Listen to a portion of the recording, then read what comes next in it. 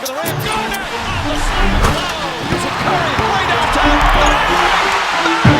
Oh, what a shot from Curry!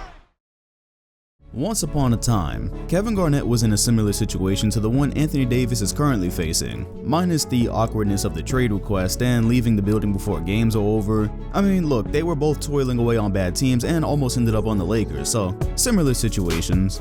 Also, he was putting up monster performances every other night, but deep down there was an understanding that it wasn't amounting to anything. And as we all know, that eventually culminated to him being traded to and winning a championship in Boston. But let's rewind to the 12 seasons before that. Yes, I said 12. How did the Minnesota Timberwolves manage to hang on to a franchise player for that long, only to end up losing him in his 30s? That's pretty unique considering how in the modern day, teams only have like 7 years to convince their franchise player that they're in the right place. Unique like the seats you can get next year to watch Anthony Davis on the Celtics with the SeatGeek app. SeatGeek is the amazing app that provides you with the easiest way to buy tickets for almost any kind of event, which would most likely be sports related for you all. The app pulls tickets from all over the web and has them in one place to make purchasing one for your event really easy, and it also assures you'll be getting the best value for your ticket. While searching for your tickets, each one is ranked with a score from 1 to 100 that lets you know if you're getting a good deal or not for your purchase. On top of that, the app also provides you with the detailed view of what you would see from your seat before you even get there, which is extremely helpful. If you're interested in downloading this app, the links will be in both the comment section and highlighted in the description. If you're still on the fence, consider using my promo code DOM2K to get $20 off your first purchase. KG was drafted to the Timberwolves when the franchise was 6 years young. Yeah, they literally never won more than 29 games in a single season, so as a 5th pick, he was about to be tasked with putting the franchise on the map for the first time, and that did not happen immediately. People tend to forget that he was only averaging 10 points and 6 rebounds through his rookie year, which isn't terrible, but also nothing that you'd expect considering how his career turned out. However, he was very quick to improve. He was an all-star in his sophomore season, averaging 17 and 8 with 2 blocks per game, which also gave him the honor of becoming the Timberwolves' first ever all-star alongside Tom Gugliotta. Gugliotta had been traded to the Wolves in 1995, and make sure you remember him because he'll be ultra important in a moment. But perhaps those two being all-stars was not the biggest thing to happen to this young franchise in '97, and you might even call this next event their first mistake in a long line of many that led to their eventual fate. On draft night in the summer of 1996, very shortly after having taken Ray Allen with the 5th pick, they shipped him off to the Bucks for the 4th pick, Stephon Marbury. Not a terrible move at all in the short term, but an absolutely devastating move in the long run. So between Gugliotta, KG, and Marbury, the Wolves now had a great young core together only 1 season after drafting Garnett. All 3 of them would have their run as star players. It was just about how well they could put it together in that moment. The '97 Wolves went on to win 40 games with those 3 as the leading scorers, which led them to their first playoff berth in franchise history. Of course, that was only good enough for the 6th seed, which matched them with the Houston Rockets in the first round, which was basically an automatic elimination given the strength of each roster. And right there, in only Garnett's 2nd season, is precisely where this whole thing started to unravel.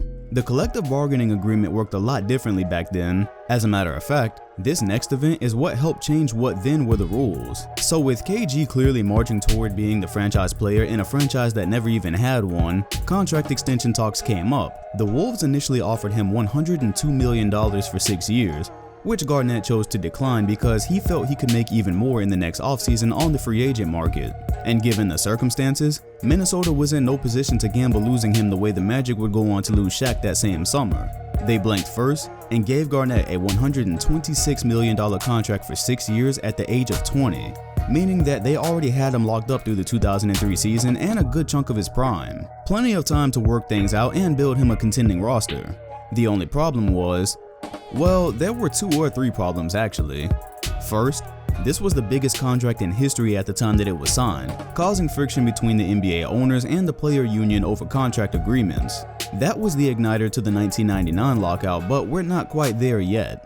Problem number 2, he signed that contract in the role of franchise player while he was on the team with Stephon Marbury, who had his own agenda. Marbury was very good right out of the gate, posting impressive averages in his first 2 seasons, but he was also craving money, endorsements, and a lone star role in a time where it was not unusual for teams to only have 1 or 2 stars. Problem number 3, the other all-star, Tom Gugliotta, did not like playing with Stephon Marbury. As a matter of fact, his agent told the Timberwolves that he'd resign there in 1999 only if they would agree to trade Marbury. The Wolves refused that offer, and you'll see the catastrophic results of this come together in a moment. The 1998 season saw more improvement for the group, as they again led the team in scoring and bumped up to 45 wins. And although they were again knocked out of the first round by the Supersonics this time, those three were clearly leading the franchise in a positive direction. And that might have turned into something if the previous situations I've discussed hadn't have hit them all at once. The NBA lockout started on July 1st, 1998.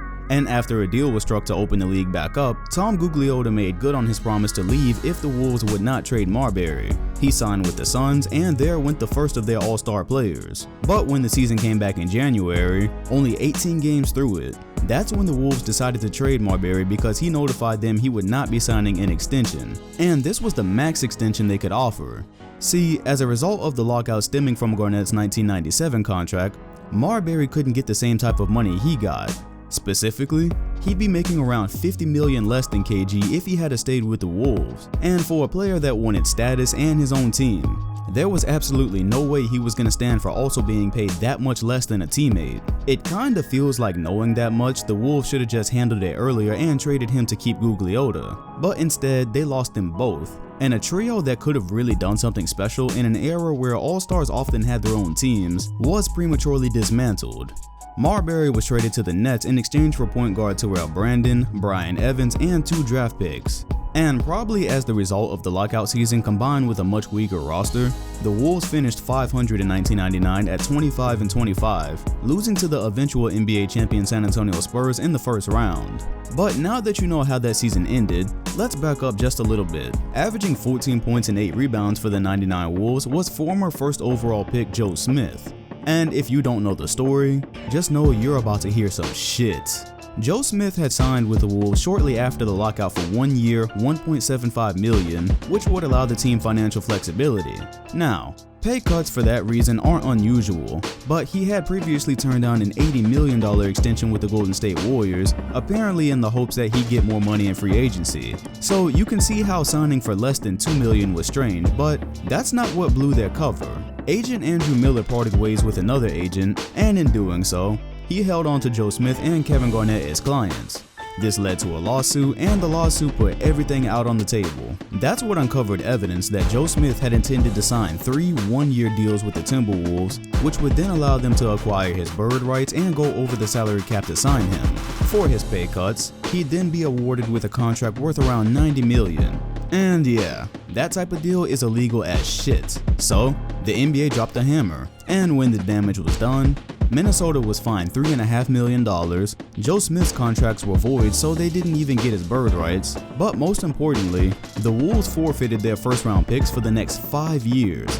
And although the 03 pick was eventually restored, they really went through all that trouble to sign Joe Smith. So the Wolves have so far traded Ray Allen on draft night for Marbury, lost Gugliotta and Marbury over a situation that they very well could have retained at least one of them in, and lost multiple draft picks over Joe fucking Smith. We're only in the year 2000, people, plenty of time for this to get worse. But despite that, on the outside, it actually doesn't get that much worse, it just stagnates. From 2000 to 2003, the Wolves win 50, 47, 50, and 51 games, each time being knocked out in the first round of the playoffs. Over that stretch, Garnett averages 22 points, 12 rebounds, 2 blocks, 5 assists, and shoots 49% from the field to clearly become one of the league's best big men. Only problem is, as you might expect for a team that's lost 2/3 of its core and multiple first round draft picks, the roster is literally not getting better at all from year to year. Those years are a complete waste of time featuring KG and Wally Szczerbiak doing most of the scoring. Meanwhile, the competition is rolling out Kobe and Shaq, Dirk and Nash, Duncan and his great teammates. Yeah, you wouldn't even recognize most of the rest of these Wolves rosters aside from Chauncey Billups. Yes, little did you know, there's a Chauncey Billups Wolves jersey floating around out there because he had a 2-year stint with them. It's not like it wasn't worth the Wolves salvaging either. I mean, I need to mention at this point that they got Joe Smith back in the year 2002 after he left for 1 year in Detroit, and they gave him a $34 million contract despite the fact he'd only declined since the beginning of his career.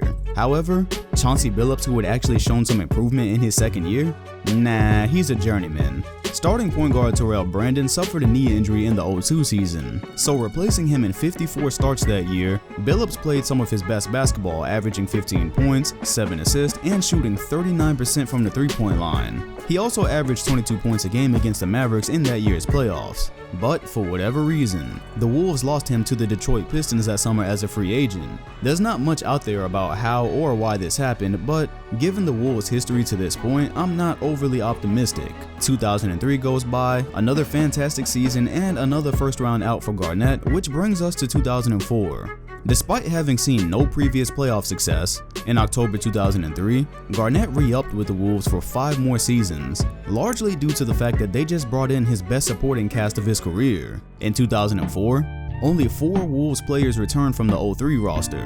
The overhaul included the ultra-important acquisitions of both Latrell Sprewell and Sam Cassell. And just like that, with the owner accepting a payroll that was far above the luxury tax threshold, they'd replaced the all-star talent they lost in the 90s. It's just too damn bad this was at the same time the Lakers attempted to rejuvenate themselves by adding Karl Malone and Gary Payton. Prime versions? No. Adequate versions to a duo that had already won 3 championships? Oh yeah, it was more than enough. The Wolves had their best season in franchise history, winning 58 games. Garnett posted career highs in points, rebounds, and blocks, led the league in rebounds, and won the MVP award. This energy pulled the Wolves deep into the playoffs, where they'd play the Lakers. And perhaps they would have had a better chance if Sam Cassell hadn't have gone down with a back injury in that series. But such is life, and the dream season was over as they lost the series in 6. It really didn't help that Cassell's backup point guard was injured as well, so they really didn't have a great option as a primary ball handler that series. It was by far the best playoff run of Garnett's career to that point, but sometimes life just works in mysterious ways. Had these additions had been available a year or 2 earlier, just maybe they could have gotten somewhere. Oh, and that's the end of any fairy tales with Garnett in Minnesota, by the way. I didn't mention that Cassell and Sprewell were already in their mid-30s when the Wolves acquired them, so the 05 season was far less than stellar. Cassell missed plenty of games, Sprewell didn't perform, well, and the Wolves missed the playoffs for the first time in 8 seasons, winning only 44 games. 2005 would go on to be the last season of Sprewell's career after he turned down an extension with the Wolves because apparently, according to him, the multi-million-dollar salary wouldn't even be enough to feed his family. And for Cassell, they shipped him and a draft pick off to the Clippers for a player that I swear you've never heard of. Marko Jaric played 3 seasons for the Wolves, and they gave up a first-round pick for him. A lottery-protected pick, I'll add. They'd really went all in for the 2004 season trying to make up for past mistakes. And with that plan now in shambles, Garnett would coast out 2 more painstaking seasons for them at 33 and 32 wins. And with Garnett now at 30 years old, with the Wolves clearly having struck out on their time with him, they were looking to move in a different direction. But get this, Garnett still did not want to leave Minnesota. And initially, he didn't even want to go to the Celtics. Yes, on June 23, 2007, Mark Stein of ESPN reported that Garnett had struck down a deal that would have sent him to Boston. And seeing as how he was now on the last year of his deal, he held a lot of power as to where he would be traded. One of the places he wanted to go was to the Suns, presumably somewhere that he could reasonably expect to contend. Oh, and he also wanted to move to a warm city, so there was that. Crazy thing is, if Boston hadn't have been able to bring in Ray Allen, they wouldn't have gotten Garnett, and then they would have had to trade Paul Pierce. How's that for a mega twist in NBA history? So you now have a really good idea of how Garnett lasted 12 whole seasons with the Timberwolves. That's really unheard of with today's stars, because by the 6th or 7th year, if it doesn't look like they can compete, they're making trade requests mid-seasons, holding management's balls to the fire. With KG though, it was a combination of his love for Minnesota and the mirage they were able to create in the 2003 offseason. Oh yeah, and what if Ray Allen had teamed up with KG in '96 instead of '07 when they originally drafted him? What if they had been able to grow their careers together? I read Ray Allen's book, and he did not strike me as the kind of guy that would have left KG because he wanted more status and more money. He just didn't have the same ego that Marbury had. Nobody knows how anything would have turned out in any what-if scenario, but we can at least be thankful that Garnett did salvage his career by eventually accepting a trade to Boston, and ultimately retiring with an MVP, a Defensive Player of the Year award, and most importantly, an NBA title. So many players never find their ways out of the hole Garnett was in, but let's appreciate the one that did.